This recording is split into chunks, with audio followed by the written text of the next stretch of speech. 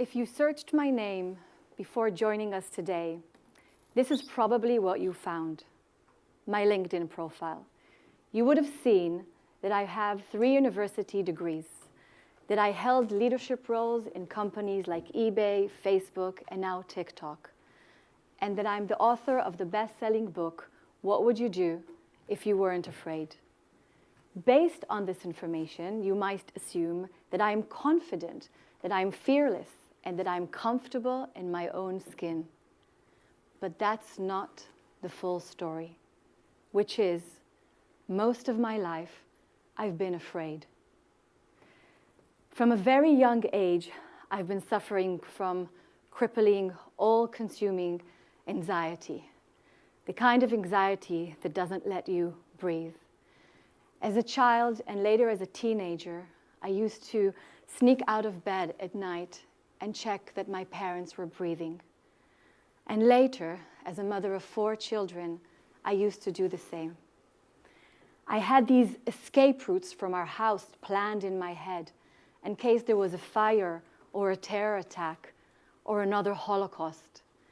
You see, I am the granddaughter of 4 Holocaust survivors. Today, I want to tell you what it's been like living with this kind of anxiety.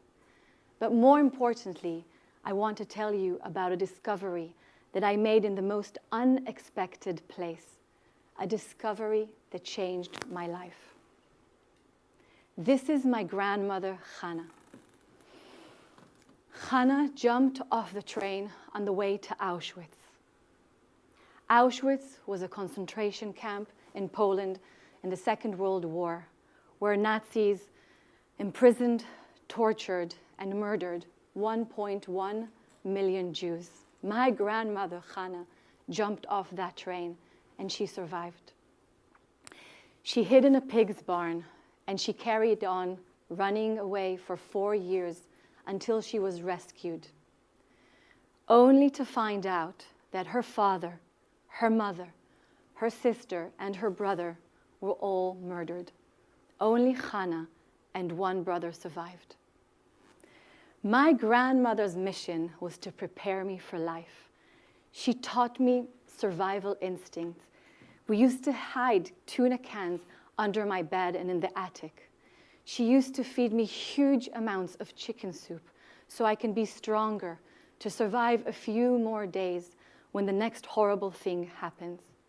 Till today, I can't smell, eat, look at chicken soup. I just can't stand it. You can imagine how that affected my mental health. If that wasn't enough, my father's profession was being a pathologist, a forensic pathologist, and he conducted autopsies on dead bodies.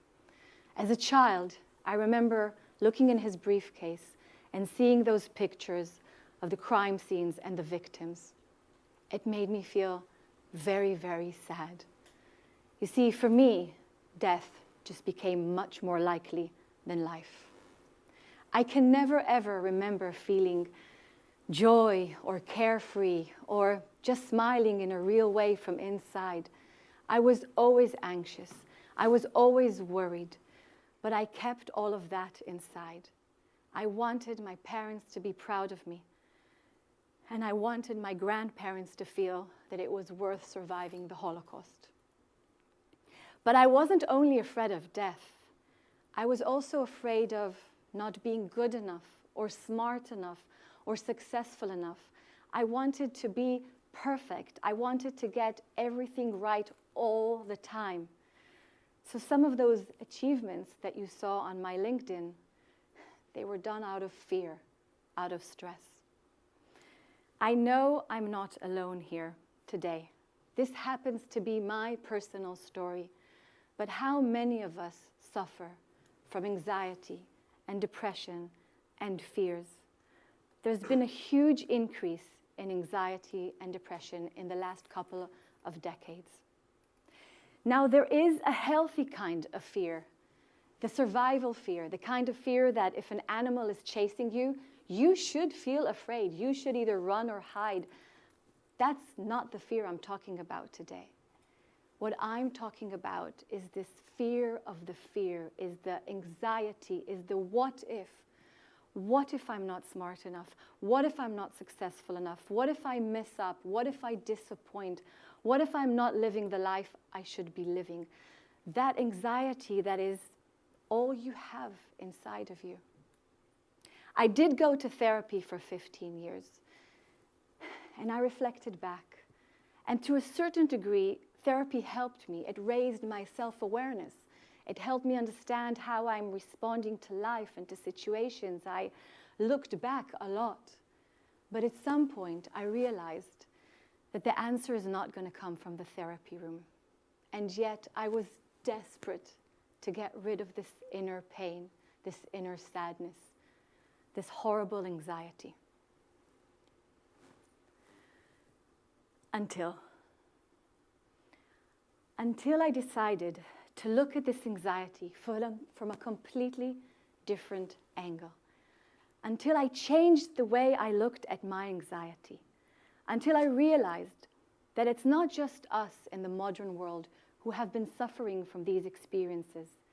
People have been feeling anxious and afraid and despair for thousands of years, from the very beginning. I realized that I should be looking backwards and being curious about how my ancestors lived their lives. Was there anything that I can learn from them? After all, my ancestors have been dealing with adversity for more than 4,000 years. And so many of them, like grandmother Hannah, came out more resilient and less afraid. What did my ancestors know or do that could help me live my life today? What knowledge or what wisdom was I missing? Even though I was born and raised Jewish, I had no idea that there was a Jewish wisdom. I had no idea that Judaism has a universal Jewish wisdom that was created exactly for this, to facilitate life, to deal with these challenges, to be here living with the real world, but overcoming these feelings. I was fascinated to discover that there was a Jewish wisdom. I discovered that my ancestors' guiding principle to living life spiritually, mentally, physically, was their search for purpose. Purpose. If you want to understand purpose, I recommend you read Dr. Viktor Frankl's book, Man's Search for Meaning. It is a must-read. Dr. Frankl was a psychiatrist and a neurologist in Vienna before the Second World War, a student of Sigmund Freud. During the Holocaust, Frankl himself was imprisoned in Auschwitz. So he was in Auschwitz, on the one hand a prisoner, but still a psychiatrist, a person that wants to understand humans and support them. In Auschwitz, Frankl tried to understand whether there was a factor that led to greater resilience, even within the unbearable circumstances and life in Auschwitz. Was there anything that motivated prisoners to have more willingness to live one more day, one more moment? Not that they could control their lives, but he wanted to know, was there anything from within that helped them want to survive a little bit more? He made a discovery. Frankl discovered that the prisoners who intentionally sought for meaning, even within the context of Auschwitz, those prisoners were more motivated to stay alive, even though they couldn't control their faith. Now you might be wondering, what can be meaningful in Auschwitz? A place when people are gassed? What was meaningful in Auschwitz was to give a piece of bread, maybe a few crumbs of bread, to a fellow prisoner. What was meaningful in Auschwitz was to want to live in order to reconnect with a loved one. What was meaningful in Auschwitz was to want to survive, to write a book, to tell the world what happened there. Even in Auschwitz, there was meaning. I realized that the search for meaning itself is good for mental health.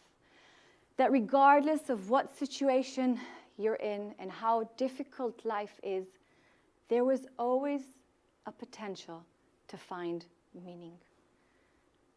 I find this idea life-changing. I want to share with you a few key principles that I learned from Jewish wisdom. I find them incredibly helpful and meaningful, and I hope you'll find them too. Purpose principle 1. Your presence has purpose.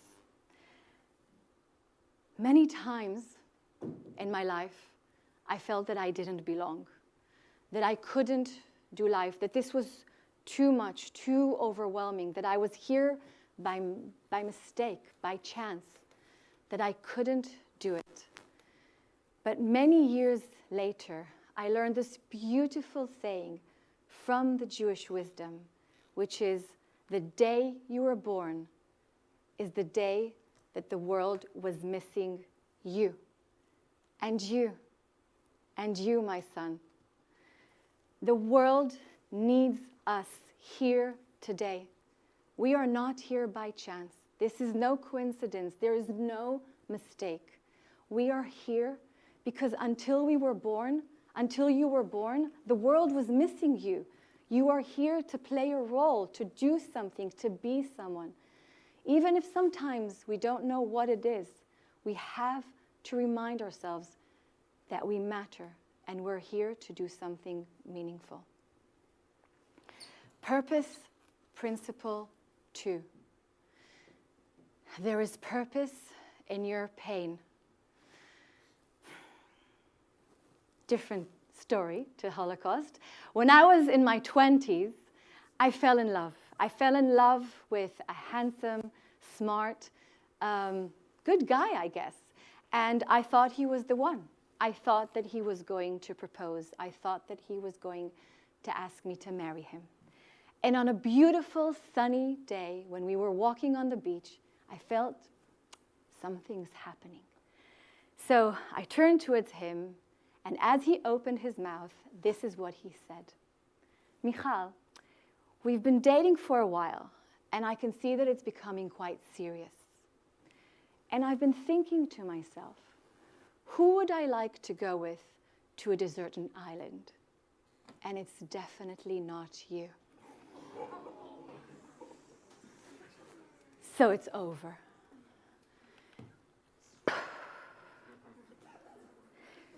You can imagine how I felt in that moment. My heart broke into a million pieces. I thought I was going to faint. I thought I was going to die. I couldn't sleep or eat for weeks. And for years, I was convinced that no one will ever love me again. Many years later, when I met my beloved husband and we grew our beautiful family together, I realized that there is nothing more complete than a broken heart. There is nothing more complete than a broken heart. How many of us break throughout life, whether it's losing a job or a heartbreak, a romantic heartbreak, or losing a loved one, or disappointment or betrayal, and we feel like we are breaking, and we do. But it's only through the breaking and the space created between the broken shards of the heart that we can actually grow, that we can actually evolve, that there is space for empathy and love and understanding and welcoming other people to our lives. It's only through the breaking that we can grow and be complete. We are not complete until we are broken. Purpose principle 3. Make your purpose personal. So it's not easy to find your purpose, right? I mean, ideally, we would all like to know what it is. Sometimes when we don't know what our purpose is, we make up a purpose or we copy someone else's purpose. And I did that many, many times in my life. When I was younger, I applied for law school. The reason I did that, I guess, was because I loved watching Law and Order on TV, and I really fancied looking as a cop or a lawyer on the series, and also because I wanted to make my parents proud. And I thought their friends are also going to be very happy with my choice. So I signed up for school, and only a few weeks after I started studying law, I had a look at the books, and I realized, no, and sorry to all the lawyers in the audience, there is no calling for me here. This is not me. I don't want to study this, and I don't want to do this. So I pulled out of law school. So how can you find your purpose? Well, firstly, there isn't just one purpose in life. Your purpose can evolve as you grow as a person. There's also a hint as to where you can find your purpose. You know when you're doing something and it feels like you're in flow, as if you were born to do this thing, to be this thing? There are some hints to your purpose and those activities. So try to capture those moments and remember them. Purpose principle 4. People. People are your purpose too. Make your purpose larger than yourself.